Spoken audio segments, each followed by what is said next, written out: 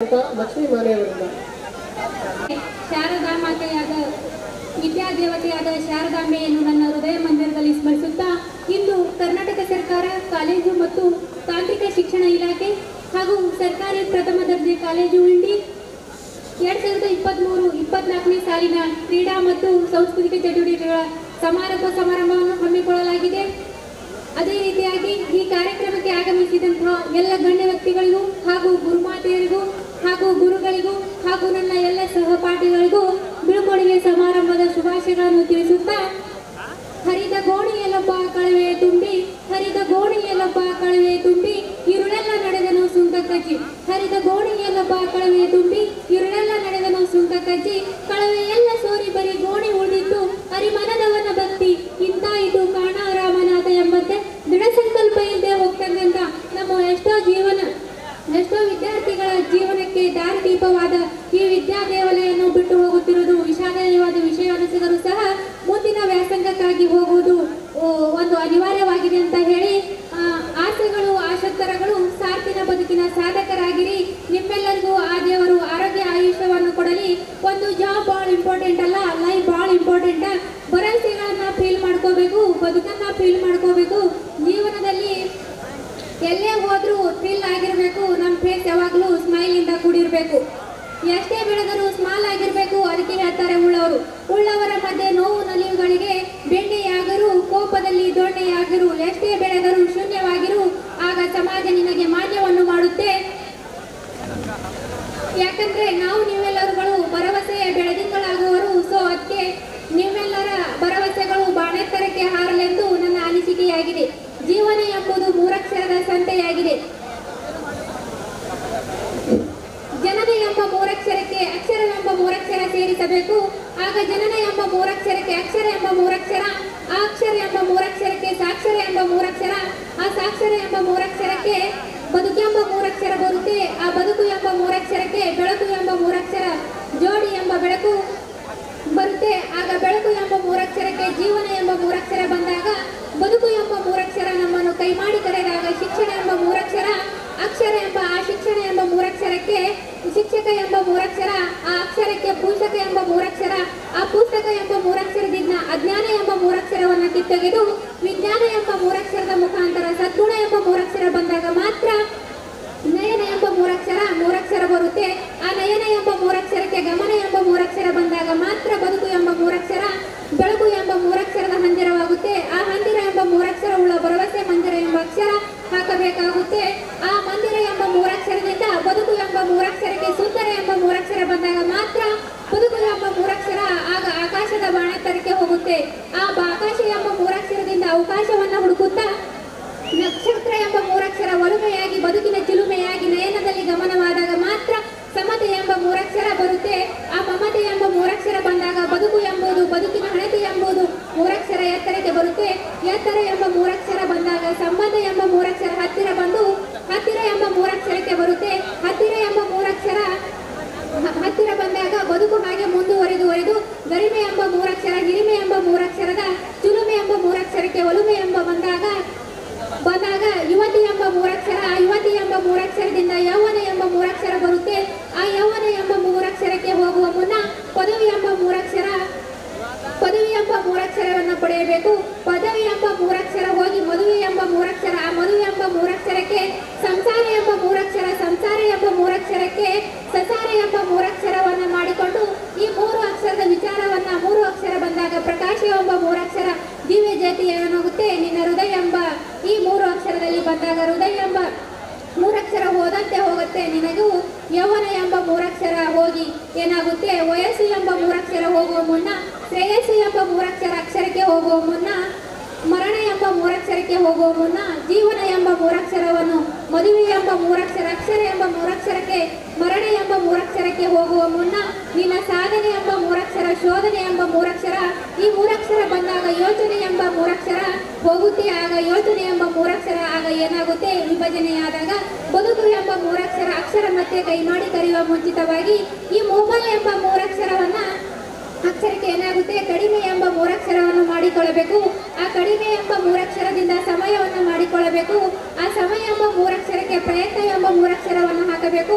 ಆ ಪ್ರಯತ್ನ ಎಂಬ ಮೂರಕ್ಷರಕ್ಕೆ ಪ್ರಮಾದ ಎಂಬ ಮೂರಕ್ಷರವನ್ನ ಕಡಿಮೆಯಾಗಿ ಯಾವಾಗ ಪ್ರಮಾದ ಎಂಬ ಮೂರಕ್ಷರ ಕಡಿಮೆಯಾದಾಗ ಅಕ್ಷರ ಎಂಬ ಮೂರಕ್ಷರ ಸಾಕ್ಷರ ಎಂಬ ಮೂರಕ್ಷರ ಬಂದಾಗ ಮಾತ್ರ ಸಮಾಜ ಎಂಬ ಮೂರಕ್ಷರ ಗೌರವ ಎಂಬ ಮೂರಕ್ಷರ ಬರುತ್ತೆ. ಆ ಗೌರವ ಎಂಬ ಮೂರಕ್ಷರ ಬಂದಾಗ ಮಾತ್ರ ಭಾರತ ಎಂಬ ಮೂರಕ್ಷರ, ಆ ಮೂರಕ್ಷರ ಪ್ರಪಂಚ ಎಂಬ ಮೂರಕ್ಷರದಲ್ಲಿ ಏನಾಗುತ್ತೆ, ಕಿರಿ ಎಂಬ ಮೂರಕ್ಷರಕ್ಕೆ ಕಿರಿಮೆ ಎಂಬ ಮೂರಕ್ಷರಕ್ಕೆ ಹಿರಿ ಎಂಬ ಮೂರಕ್ಷರಕ್ಕೆ ನಮ್ರತೆ ಎಂಬ ಮೂರಕ್ಷರ ಕೃತಜ್ಞತೆ ಪೂರ್ವಕ ಕೂಡಿದ್ದನ್ನು ಹೊಸದಾಗಿಸಿಕೊಂಡಾಗ ಮಾತ್ರ ಮುಂದೆ ಏನಾಗುತ್ತೆ, ಜ್ಯೋತಿ ಆಗುತ್ತೆ. ಓ ಮನವೇ ಮನದಿ ಮುಂದೆ ಪ್ರೇತವೋ ಭೂತವೋ ಪರಲೋಕವೋ ಪುನರ್ಜನ್ಮವು ಅದನ್ನು ಹಿಂತಿರುಗಿ ಬಂದವರಿಲ್ಲ, ವರದಿಯನ್ನು ತಂದವರಿಲ್ಲ. DVG ದೇವನಹಳ್ಳಿ ವೆಂಕಟರಮಣವರು ಹೇಳಿರುವಂತೆ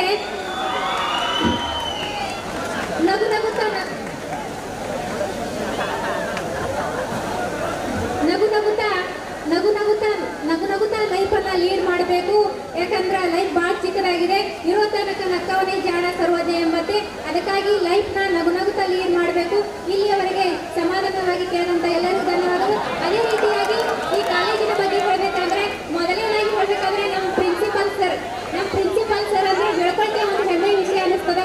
ಯಾಕಂದ್ರೆ ಇಷ್ಟು ದಿನ ಈ ಕಾಲೇಜ್ನಲ್ಲಿ ಏನಾಗಿದೆ ಹಿಂಗೆ ಗೊತ್ತಿಲ್ಲ, ಆದ್ರೆ ನಾ ಬಂದ್ಕೊಳಕ್ಕೆ ಏನಾಗ್ತದೆ ಅಂದ್ರೆ ತುಂಬಾ ಇಂಪ್ರೂವ್ ಆಗ್ತದೆ. ಇದೇ ನಮ್ಮ ಕಾಲೇಜ್ ಅಂದ್ರೆ ನಾನು ಮೊದಲಿಗೆ ಬಂದಾಗ ಬೇರೆ ವಾತಾವರಣ ಇತ್ತು, ಆದ್ರೆ ಸರ್ ಬಂದಾಗಿಂದ ಬೇರೆ ವಾತಾವರಣ ಸೃಷ್ಟಿಯಾಗಿದೆ.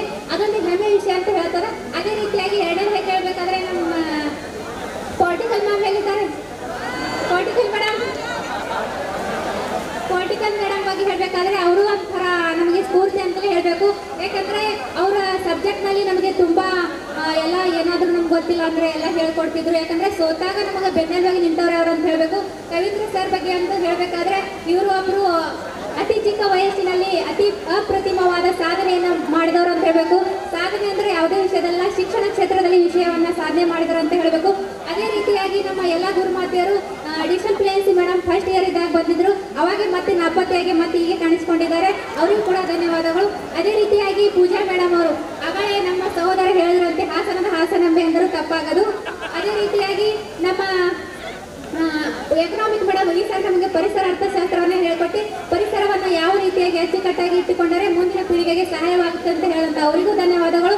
ಅದೇ ರೀತಿಯಾಗಿ ನಮ್ಮ ಕನ್ನಡ ಮಾತೆ ಕನ್ನಡ ತಾಯಿ ಅಂತಲೂ ಹೇಳುವಂತ ಕನ್ನಡ ಮೇಡಮ್ ಅವ್ರ ಹೆಸರು ಗೊತ್ತಿಲ್ಲ, ಆದ್ರೆ ನಮ್ಗೆ ಅವರು ಟೀಚರ್ ಇರಲಿಲ್ಲ, ಆದ್ರೂ ಕೂಡ ಅವರನ್ನ ನಾನು ಈ ಕಾಲೇಜಿನ ಕ್ಯಾಂಪಸ್ನಲ್ಲಿ ನೋಡಿ ಒಂಥರ ಖುಷಿ ಆಗ್ತಿತ್ತು. ಅವಾಗೆ ನಮಗೆ ಬಂದಿದ್ರು ನಮ್ಮ ಲೈಫ್ ಇನ್ನೊಂದು ಜರ ಚೆನ್ನಾಗಿ ಹೋಗ್ತಿತ್ತು ಅನಿಸಿತ್ತು. ಅದೇ ರೀತಿಯಾಗಿ ನಮ್ಮ ಇಂಗ್ಲೀಷ್ ಸರ್ ಬಗ್ಗೆ ಹೇಳಿದ್ರೆ ಇಂಗ್ಲೀಷ್ ಸರ್ ಕ್ಲಾಸಿಗೆ ಬಂದ್ರೆ ನಮ್ಗೆ ತುಂಬಾ ಬೋರ್ ಆಗ್ತಿತ್ತು. ಆದ್ರೂ ಕೂಡ ಯಾವಾಗ ನಮ್ಮ ಸರ್ ಒಂದು ರೀತಿಯಲ್ಲಿ, ಯಾಕಂದ್ರೆ ಇಂಗ್ಲೀಷ್ ನಮ್ಗೆ ಬೋರ್ ಆಗ್ತಿತ್ತು, ಆದ್ರೆ ಇಂಗ್ಲೀಷ್ ಇಲ್ಲದೆ ಜೀವನ ಇಲ್ಲ.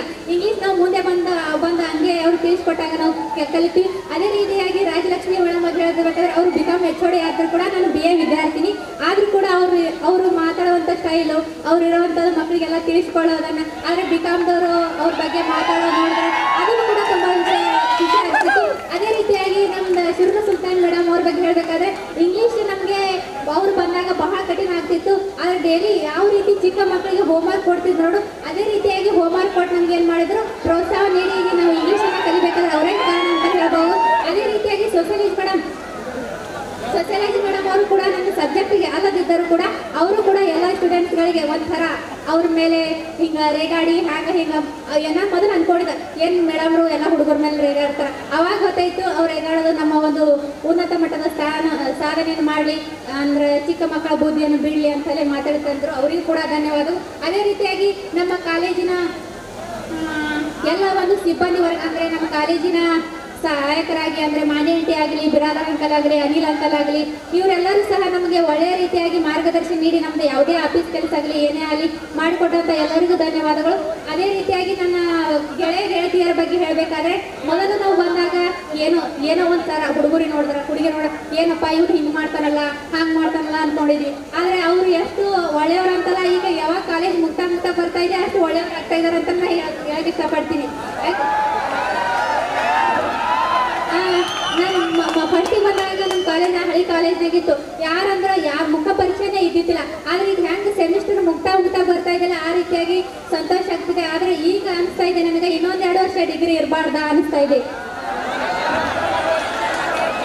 ಅದೇ ರೀತಿಯಾಗಿ ನನ್ನ ಸಹೋದರಿ ಬಗ್ಗೆ ಅಥವಾ ನನ್ನ ಗೆಳತಿಯರ ಬಗ್ಗೆ ಹೇಳಿದರು ಕೂಡ ಮೊದಲಿಗೆ ಬರುವಾಗ ಈ ಡಿಗ್ರಿ ಕಾಲೇಜಿಗೆ ಬರುವಾಗ ನಾವೆಲ್ಲ ಇಲ್ಲಿಗೆ ಅಡ್ಮಿಷನ್ ಮಾಡ್ಕೋಬೇಕು ತಿಳ್ಕೊಬೇಕು. ಯಾಕಂದ್ರೆ ನಮಗೆ ಈ ಕೆಲವೊಂದು ಏನದು ಫ್ರೆಂಡ್ಸ್ಗಳದಾರಲ್ಲ, ನಾವು ಪ್ರೈಮರಿಯಿಂದ ಇನ್ನೂ ಒಂದು 4-5 ಫ್ರೆಂಡ್ಸ್ ಬಂದಿದ್ದೀವಿ. ಅವರಿಗೂ ಕೂಡ ಧನ್ಯವಾದಗಳು.